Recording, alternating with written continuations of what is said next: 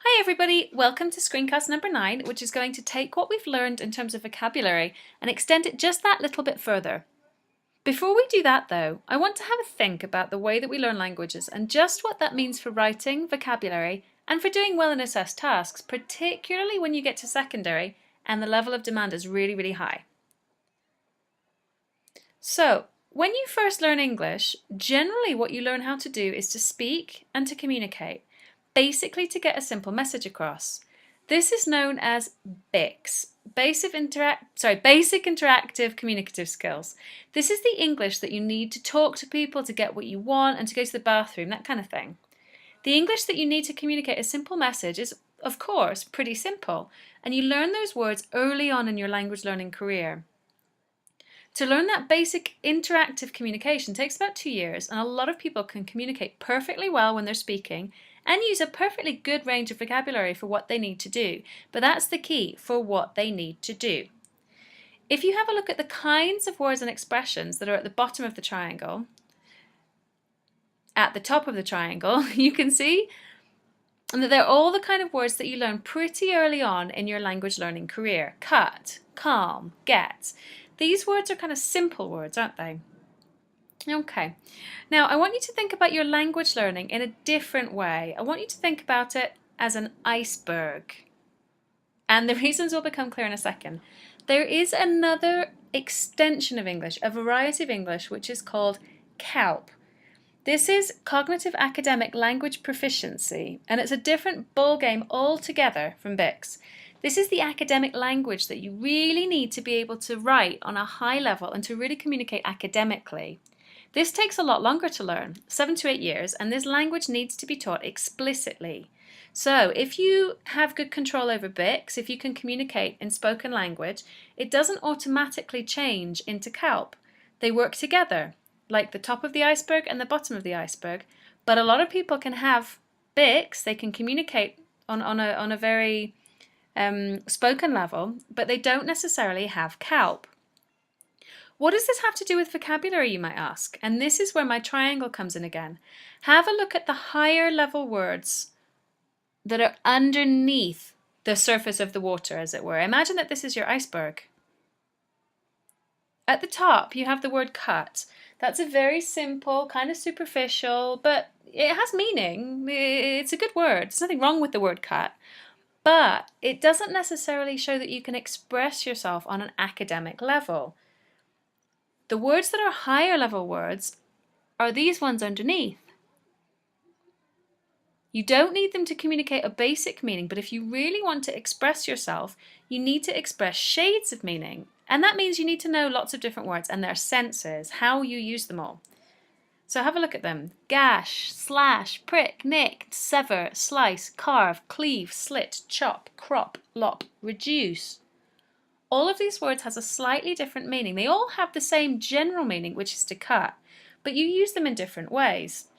So if you go back to the work that we did last week with the concordance, you can get a feel for the senses of these different words. Let's do another example. Calm. Look at all the different words that you can use instead of calm to express a slightly different shade of meaning, to communicate more effectively to your reader.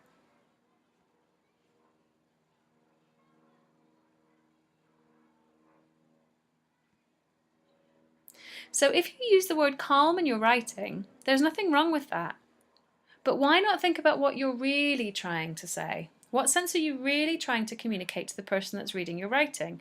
And also, what kind of impression do you want to make as a writer? Do you want to give the impression that you're on top of the water? Or do you want to give the impression that you have depth and academic sophistication in your writing? Let's do one more example.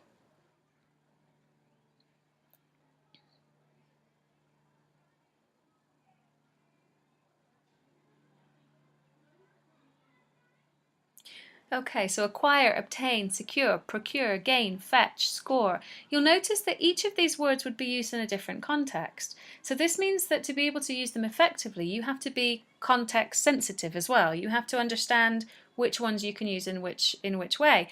And this is really where your concordance can come in.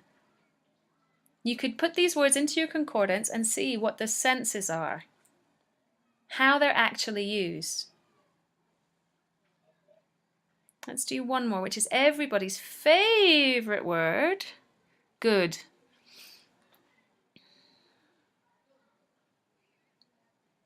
So these words are all synonyms for the word good, but if you can use them, it shows that you're more sensitive and that you have a better control over a range of language.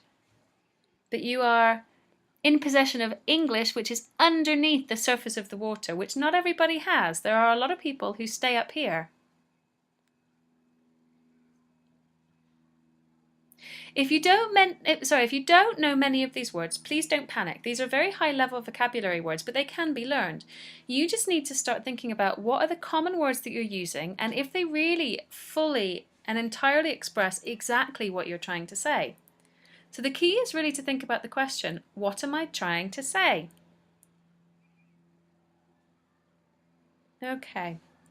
When I was researching this topic, I just Googled literally overused words and I came up with a great website, which is where I found the samples for, which I'll show you in a second, which I thought was really, really cool. For example, here, answer. That's a very basic level word. And the synonyms that we've got are reply, respond, retort, acknowledge. They're great words.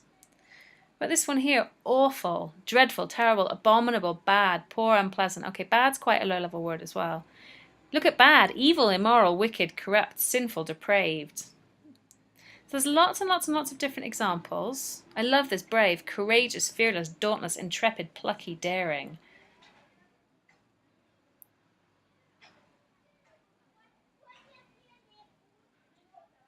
Okay, so maybe that's something that you want to explore in your own time. How to actually use synonyms, how to explore synonyms, and how to build your vocabulary.